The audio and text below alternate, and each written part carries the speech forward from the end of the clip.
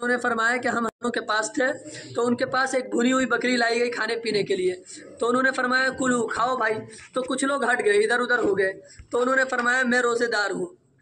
وہ فتنحا بعض القوم، ایک آدمی ہٹ گیا یعنی کھایا نہیں اس نے، اور اس نے کہا میں روزے دار ہوں، تو حضرت عمار نے فرمایا من صام الیوم الذی یشک فیہ فقد عصی ابا القاسم صلی اللہ علیہ وسلم، جس نے یوم الشک میں کیا کیا مولانا صاحب، روزہ رکھا، تو اس نے کیا کیا، حضور کی نافرمانی کی۔ اعراب لگا کر ترجمہ کرے، یوم الشک کی تعریف کرے۔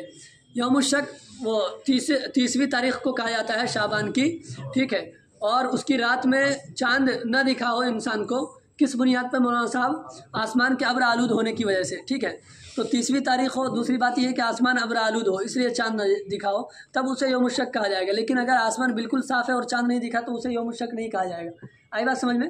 یہ ہے یوم الشک۔ اور کیا ہے کہ شک کے دن روزہ رکھنے کا حکم تحریر کرے۔ امام احمد رحمۃ اللہ علیہ کے نزدیک واجب ہے بھائی شک کے دن روزہ رکھنا۔ امام احمد سے 3-4 روایتیں ہیں، اس لیے کتابوں میں پڑھو گے تو بہت زیادہ پیچیدگی میں پڑ جاؤ گے۔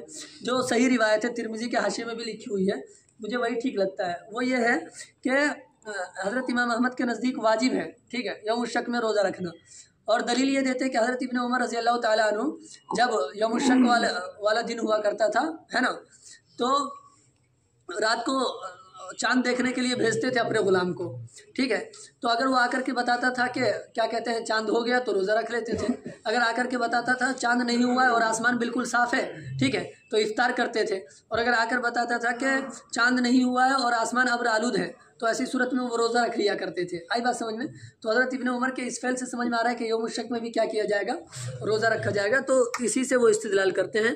لیکن بقیہ ائمہ ثلاثہ، دیکھیں امام شافعی سے بھی اس سلسلے میں طرح طرح کی روایت ہے۔ ایک روایت یہ ہے امام شافعی رحمۃ اللہ علیہ کے نزدیک کہ امام کو اختیار ہے، یعنی امام کے مطابق سارے کے سارے لوگ کام کریں گے، اگر امام روزہ رکھ رہا ہے تو وہ لوگ بھی روزہ رکھیں گے، اگر امام کیا نہ کرے مولانا صاحب روزہ نہ رکھے تو وہ بھی کیا نہیں رکھیں گے، لوگ بھی روزہ نہیں رکھیں گے۔ ہاں، لیکن امام شافعی کی ایک روایت وہ ہے جو حنفیہ اور مالکیہ کے کیا ہے، موافق ہے، کہ اس دن روزہ نہیں رکھنا ہے، یوم الشک میں روزہ نہیں رکھنا ہے، مکروہ ہے مولانا صاحب، ٹھیک ہے۔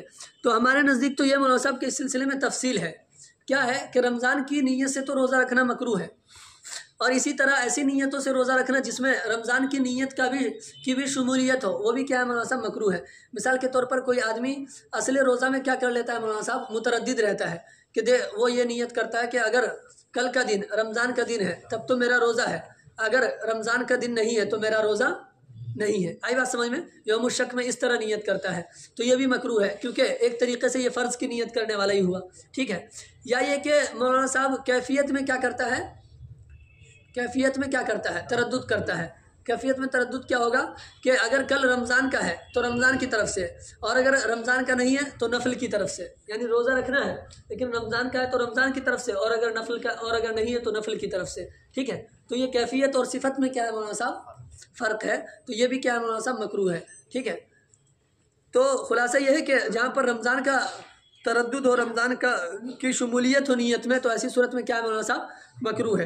اور اگر ایسا نہیں ہے، کوئی آدمی نفل روزہ رکھتا ہے مولانا صاحب، تو نفل روزہ رکھنے کی کیا گنجائش ہے، بلکہ علماء نے لکھا ہے حناف نے کہ اگر علماء وغیرہ ہے، ٹھیک ہے، جن کی نیت میں تردد نہیں ہوتا ہے، جو یقین کے ساتھ نفل کی نیت کر کے روزہ رکھ سکتے ہیں، ٹھیک ہے، کیا کہ ہم نفل کیا ہی روزہ رکھ رہے ہیں، تو ان کے لیے کیا مولانا صاحب بہتر یہی ہے کہ وہ اس دن کیا کرے، روزہ رکھے، ٹھیک ہے، لیکن اس کے لیے اعتقاد پختہ ہونا چاہیے، یہ نہیں کہ ڈاما ڈول رہے، ٹھیک ہے۔ چلیے نیز بتایا کہ جو شخص ہر ماہ کے آخر میں 3 روزے رکھتا ہے اس کا کیا حکم ہے۔ ہر ماہ کے آخر میں 3 روزے رکھتا ہے اور یوم الشک بھی اسی میں پڑ گیا تو یوم الشک میں روزہ رکھا جائے گا یا نہیں، تو روزہ رکھا جائے گا، وہ رکھے گا، کیونکہ حدیث میں خود اس کا استثناء آیا ہے نا، اللہ کیا ہے وہ، اللہ ان یعتاد ذالک الیوم، ہے نا، اس طریقے کے الفاظ ہیں کہ وہ اس دن کی عادت رکھتا ہے مولانا صاحب، 3 دن ہر مہینے کے آخر میں روزہ رکھتا ہے اور وہ دن بھی اسی میں پڑ گیا تو اسی دن کی نیت سے روزہ رکھ رہا ہے تو ٹھیک ہے، لیکن اگر یہاں پر بھی اگر رمضان کی نیت کرے گا تو وہ کیا نہیں ہے، درست نہیں ہے، مکروہ ہے۔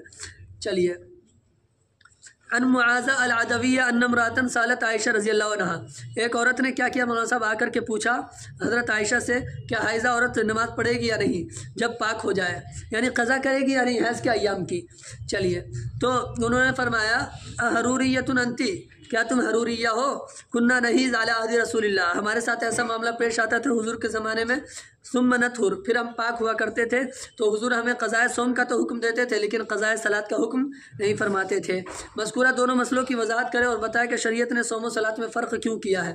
معلوم ہی ہے بھائی مولانا صاحب کے صلاۃ میں کیا ہے، حرج ہے نا، اگر 10 دن حیض آئے تو 50 نمازیں چھوٹ گئی، اب 50 نمازیں وہ کہاں سے پڑھے گی، جبکہ اسے روٹی ووٹی بھی بنانی ہے اور اس کے بچوں کے کپڑے وپڑے بھی کیا کرنے ہیں، دھلنے ہیں، جبکہ روزہ مولانا صاحب پورے سال میں کیا 30 ہی فرض ہے، تو اگر ایک مہینے کا بھی روزہ چھوٹ جائے یا کیا کہتے ہیں 10 دن کا روزہ چھوٹ جائے تو پورے سال میں کبھی بھی وہ کیا کر سکتی ہے، قضا کر سکتی ہے، کیونکہ دیگر ایام میں تو روزے رکھنا نہیں ہے اور نماز تو ہر روز پڑھنی ہے، تو ہر روز پڑھنے کے ساتھ ساتھ 50 نمازوں کی قضا کرے، یہ کیا نہیں مولانا صاحب، ممکن نہیں ہے۔ اگر ممکن بھی ہے تو متعذر ہے، کوئی رابعہ بصریہ ہو تو بات الگ ہے نا، بس سمجھ میں، تو متعذر ہونے کی بنیاد پر نہیں ہے۔ چلیے، شریعت نے صوم و صلاۃ میں فرق کیوں کیا ہے، یہ سوال ہم لوگوں نے پتہ ہے جب ہم لوگ مالا بدھ من پڑھ رہے تھے تب یہ سوال آیا تھا ہمارے امتحان میں کہ صوم اور صلاۃ میں فرق کی حکمت تحریر کرے، اس وقت یہی نہیں معلوم تھا حکمت کسے کہتے ہیں بھائی کہ صوم اور صلاۃ میں فرق، اسی لیے میرا اس میں 100 میں سے 50 یا 40 نمبر آیا تھا۔ چلیے، نیز حضرت عائشہ رضی اللہ عنہ نے سائلہ کو حروریہ کیوں کہا، اس کی وجہ تحریر کرے۔ حروریہ اس لیے کہا کیونکہ حروریہ کا یہ عقیدہ ہے، یعنی خوارج کا یہ عقیدہ ہے کہ وہ نماز کی بھی قضا کرنی ہے جس طریقے سے روزے کی قضا کرنی ہے، سمجھ آئے، وہ لوگ متشدد ہوتے ہیں نا، اور قرآن بھی خوب پڑھتے ہیں، عبادتیں خوب کرتے ہیں، تو اس میں بھی انہوں نے تشدد اختیار کیا ہے، آگے ہوگی بات سمجھ میں۔ تو چونکہ وہ لوگ مشہور و معروف تھے اس سلسلے میں، اس لیے حضرت عائشہ رضی اللہ تعالیٰ نے اس طرح کی بات کہی، ٹھیک ہے، جیسے کہ کوئی آدمی تمہیں کہے کہ بھائی ناشتہ نہیں کراؤ گے تو آپ کیا کہیں گے کہ وظیفہ پارچہ پاپوش نہیں لیے ہو کیا، ہے نا، بات سمجھ، کیوں، اس لیے کہ سب کو مل چکا ہے، تو جو چیز مشہور ہوتی ہے اسے ذکر کیا، یا یہ کہے گا کہ امتحان گاہ میں تم نے اعلان نہیں سنا ہے کیا، ٹھیک ہے۔ چلیے، حضرت عائشہ سے مروی ہے کہ رسول اللہ صلی اللہ علیہ وسلم نے حج کا کیا مولانا صاحب، تلبیہ پڑھا، حج کا تلبیہ پڑھا۔ دیکھیے، احرام لگا کر ترجمہ کرے، حج افراد، قران اور تمتع کی تعریف کرے، سب کو معلوم ہے حج افراد یہ مولانا صاحب صرف حج کی نیت کرے ایک سفر میں، احرام باندھے، ہے نا، اور صرف حج ادا کرے، اور مولانا صاحب قران کیا ہے اور تمتع کیا ہے، قران تو یہ مولانا صاحب کہ ایک ہی سفر میں ایک ہی احرام سے حج اور عمرہ دونوں کی کیا کرے مولانا صاحب، نیت کرے بغیر بیچ میں حلال ہوئے، اور تمتع یہ ہے کہ دونوں کی نیت کر رہا ہے لیکن پہلے عمرے کا احرام باندھے گا، وہ پہلے کہے گا لبیک بحجۃ و عمرۃ، یا کہے گا وہ پہلے عمرے کی احرام باندھے گا نا تو کہے گا کیا احللت بعمرۃ یا لبیک بعمرۃ، آئی بات سمجھ میں، پھر اس کے بعد حج کا احرام باندھے گا، وہ بیچ میں حلال ہو جائے گا اور مکہ میں ہی مقیم رہے گا، پھر جب 8ویں تاریخ آئے گی، ہے نا، تو اس وقت کیا کرے گا، دوسرا احرام مکہ سے ہی کس کے لیے باندھے گا مولانا صاحب، حج کے لیے باندھے گا، مکہ سے ہی باندھے گا، وہ آگے ہوگی بات سمجھ میں۔ چلیے، تو یہ کیا ہے، حج تمتع ہے۔ آگے یہ ہے کہ بتا کہ حضور صلی اللہ علیہ وسلم نے کون سا حج کیا تھا۔ دیکھیے، چونکہ اس مسئلے میں اختلاف ہے، اسی وجہ سے اس بات میں بھی اختلاف ہو گیا کہ کون سا حج افضل ہے، اور آپ نے اس کو کس میں پڑھ لیا ہے، ہدایہ میں پڑھ لیا ہے، ہدایہ میں زیادہ تفصیل آئی ہے اس میں، ہے نا، تو اس میں یہ ہے مولانا صاحب کہ طرح طرح کی روایتیں ہیں، لوگوں میں بھی، صحابہ میں بھی اختلاف پایا جا رہا ہے، ناقلین نے بھی اختلاف کیا ہے آپس میں کہ کون سا حج تھا حضور اکرم صلی اللہ علیہ وسلم کا، اور اسی پر افضلیت کا بھی مدار رکھا ہے لوگوں نے کہ حضور کا جو حج تھا وہی حج کیا بھی ہے مولانا صاحب، افضل بھی ہے، ٹھیک ہے۔ تو ہمارے نزدیک یہ ہے کہ حضور کا حج قران والا تھا، اس لیے ہمارے نزدیک وہی افضل ہے، اور شافعیہ کے نزدیک یہ مولانا صاحب کہ حضور کا حج کون سا تھا، تمتع والا تھا، آئی بات سمجھ میں، ہاں، اور افراد ہے، امام احمد رحمۃ اللہ علیہ کے نزدیک افراد ہے، آئی بات سمجھ میں، امام احمد رحمۃ اللہ علیہ کے نزدیک افراد ہے، حضور اکرم صلی اللہ علیہ وسلم کیا ہے، بولو دوبارہ،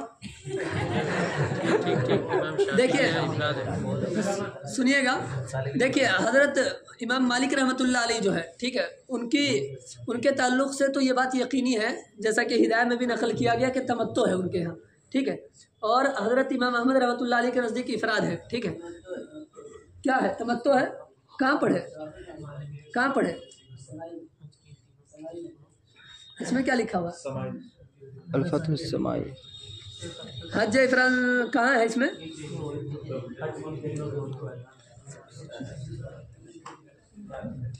امام شافعی امام احمد بھی اس کے قائل ہے، یعنی افراد کے نہیں صحیح ہے، انہوں نے لکھا ہے سمائی تو نوٹ کے لگا، افضلیت والا کہاں لکھا ہوا ہے اس میں،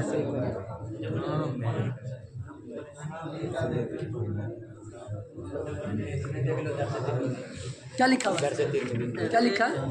امام ان کے نزدیک افراد ہے امام شافعی کے، اور امام مالک تمتع، اور امام احمد امام احمد جو امام شافعی کے ساتھ ہیں، امام احمد کے نزدیک تمتع ہے، سب کا مسلک ہے۔ شافعی مالک افراد اور احمد تمتع اور حناف قران۔ تو مالک کا تو اس میں دیکھیے سنیے گا، اصل میں نے جہاں پہ پڑھا ہے نا وہاں ایسے ہی لکھا ہوا تھا جیسے میں بتا رہا ہوں، ٹھیک ہے، اور ہو سکتا ہے اس سلسلے میں کیا کہتے ہیں روایتیں مختلف ہو، ٹھیک ہے۔ تو حضرت امام مالک رحمۃ اللہ علیہ کے بارے میں اس میں لکھا ہوا ہے، کیا لکھا ہوا ہے اس میں؟ مالک کہتے ہیں امام مالک امام مالک اور امام شافعی کا اس میں لکھا ہوا ہے کیا کہ افراد افضل ہے، حالانکہ ہدایہ میں کیا نقل کیا گیا امام مالک کا مذہب تمتع افضل ہے۔ آپ نے پڑھا ہوگا قرآن کریم کی آیت سے انہوں نے استدلال بھی کر رکھا ہے وہاں، ہے نا، تو ہدایہ میں یہی نقل کیا گیا ہے، تو ہو سکتا ہے اس سلسلے میں کیا مناسب روایتوں میں اختلاف ہو، ٹھیک ہے۔ تو میں نے جہاں پہ پڑھا تھا وہاں تو اسی طرح لکھا ہوا تھا جیسے میں نے بتایا کہ امام شافعی اور امام مالک تمتع کے قائل ہیں، امام احمد افراد کے، ہے نا، اور ہم کس کے قائل ہیں؟ قران کے۔ تو آپ یہ لکھ سکتے ہیں کہ بقیہ تین لوگوں میں افراد اور تمتع کے سلسلے میں کیا ہے مناسب اختلاف ہے کہ کون سا افضل ہے، یعنی ان تینوں میں سے کچھ تو یہ کہتے ہیں مولانا صاحب کہ افراد افضل ہے، کچھ کہتے ہیں تمتع افضل ہے، لیکن ہمارے یہاں کیا ہے؟ قران افضل ہے۔ آگے ہوگی بات سمجھ میں، ہے نا۔ چلیے تو اب یہ ہے مولانا صاحب کہ حضور اکرم صلی اللہ علیہ وسلم کا حج کون سا تھا، ٹھیک ہے۔ تو جیسا کہ انہوں نے ابھی بتایا اس میں جو لکھا ہوا تھا کہ سب کا اتفاق ہے کہ حضور کا حج قران تھا، ٹھیک ہے، تو یہ بھی کچھ ہی کتابوں میں لکھا ہوا ہے، بہت سی کتابوں میں یہ ہے کہ بہت سے کیا کہتے ہیں افضلیت کا مدار ہی اسی پر رکھا علماء نے، ٹھیک ہے، کہ حضور صلی اللہ علیہ وسلم کا حج کون سا تھا۔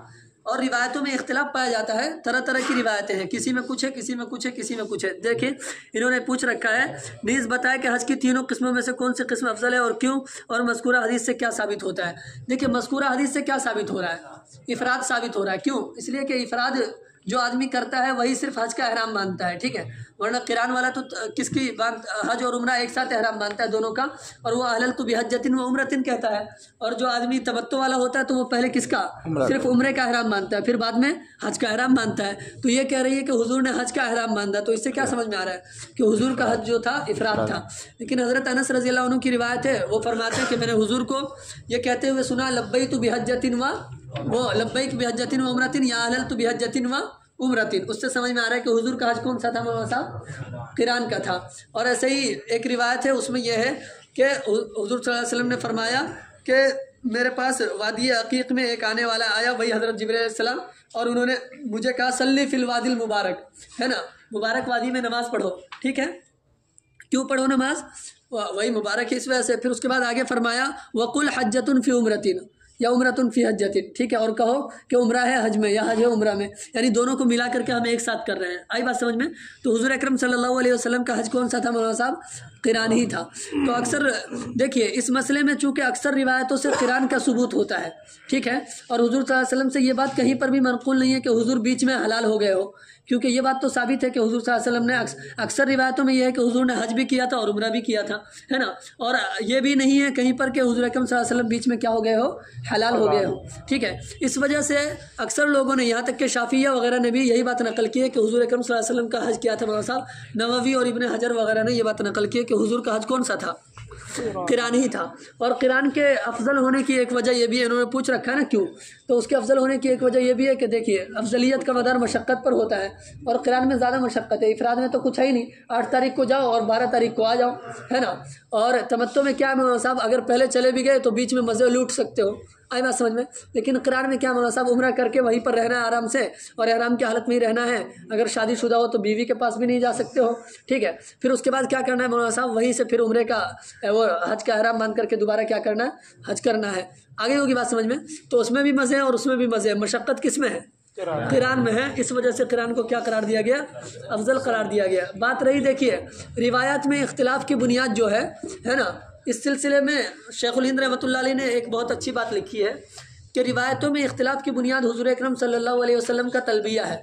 حضور اکرم صلی اللہ علیہ وسلم نے کبھی لبیک بحجۃ و عمرۃ پڑھا ہے، کبھی لبیک بحجۃ پڑھا ہے، کبھی لبیک بعمرۃ پڑھا ہے۔ تو لبیک بعمرۃ جن لوگوں نے سنا انہوں نے سمجھا کہ حضور کا حج تمتع تھا، क्योंकि पहले उम्रा का एहराम बांधता है वो। और जिन लोगों ने सुना लब्बैक बिहज्जतिन व उम्रतिन, उन्होंने समझा क़िरान था। और जिन लोगों ने सुना लब्बैक बिहज्जतिन फ़कत, है ना, तो उन्होंने क्या समझा कि हुजूर का हज कौन सा था, इफ़राद का था। ठीक है, अब अगर इन तीनों में तत्बीक दी जाए तो क़िरान ही को करार दिया जा सकता है। क्यों? इसलिए कि जो आदमी क़िरान करता है, ठीक है, उसके लिए तीनों कहने की गुंजाइश है। लब्बैक बिहज्जतिन भी कह सकता है सिर्फ, लब्बैक बिउम्रतिन भी कह सकता है, और लब्बैक बिहज्जतिन व उम्रतिन भी कह सकता है। ठीक है, लेकिन जो आदमी मौलाना साहब क्या कहते हैं, वो मुफरिद होगा, वो फ़कत क्या कहेगा, लब्बैक बिहज्जतिन कहेगा। और जो आदमी मुतमत्ते होगा वो फ़कत क्या कहेगा, लब्बैक बिउम्रतिन कहेगा। आई बात समझ में? अब तीनों हुजूर ने कहे हैं, ठीक है, और तीनों तरह की बात मरवी है। तो अब इसी तलबिये की बुनियाद पर सहाबा में इख्तिलाफ हो गया। किसी ने लब्बैक बिउम्रतिन सुना तो उसने समझा कि हुजूर का हज तमत्तो था, और किसी ने क्या सुना, लब्बैक बिहज्जतिन, तो उसने समझा इफराद था, और किसी ने दोनों सुना तो उसने समझा क्या था, क़िरान था। अब तत्बीक क़िरान वाली सूरत में ही मुमकिन है, दीगर सूरतों में क्या नहीं, मुमकिन नहीं है। क्योंकि लब्बैक बिहज्जतिन अगर वो कहे, ठीक है, तो यकीनी है कि वो मुफरिद है। क्यों? इसलिए कि मुतमत्ते के लिए और किसके लिए मौलाना साहब, क़ारिन के लिए ये कहना क्या नहीं है मौलाना साहब, क्या नहीं है, दुरुस्त नहीं है। अगर दुरुस्त हो भी तो क़ारिन के हुजूर से इसके अलावा भी साबित है, यानी अगर दुरुस्त हो भी तो हुजूर से क्या है, इसके अलावा भी साबित है। आई बात समझ में? और ऐसे ही मुफरिद जो है मौलाना साहब, है ना, मुफरिद लब्बैक बिहज्जतिन कहेगा और मुतमत्ते लब्बैक बिउम्रतिन कहेगा। मुफरिद आदमी क्या नहीं कह सकता, लब्बैक बिउम्रतिन नहीं कह सकता है। आई ना बात समझ में? तो तीनों में तत्बीक इसी तरीके से मुमकिन है, और इसी पर रिवायात के इख्तिलाफ को भी क्या किया जा सकता है, महमूल किया जा सकता है। आगे होगी बात समझ में?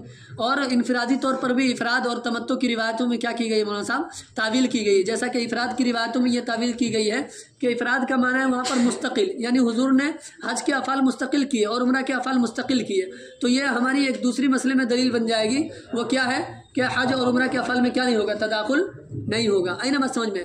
और तमत्तो वाली में ये तावील की गई है कि तमत्तो का लुग़वी माना क्या है मौलाना साहब, बस फ़ायदा उठाना है, और फ़ायदा उठाना तमत्तो में भी पाया जाता है, इफराद में भी। मैंने बताया एक ही सफ़र में दोनों काम करेगा तो फ़ायदा उठाना पाया जाएगा। और ऐसे ही तमत्तो के सिलसिले में एक और तावील की जाती है कि उस ज़माने में तमत्तो का इतलाक़ क़िरान पर भी होता था, और किस पर भी होता था मौलाना साहब, तमत्तो पर भी हुआ करता था। और कुरान में जो है फमन तमत्ता बिल उम्रति इलल हज फमस्तयसर मिनल हदी, वहाँ हम तमत्तो भी मुराद लेते हैं और क्या भी मुराद लेते हैं, क़िरान भी मुराद लेते हैं। दोनों में हदी क्या है मौलाना साहब, ज़रूरी है। आगे होगी बात समझ में?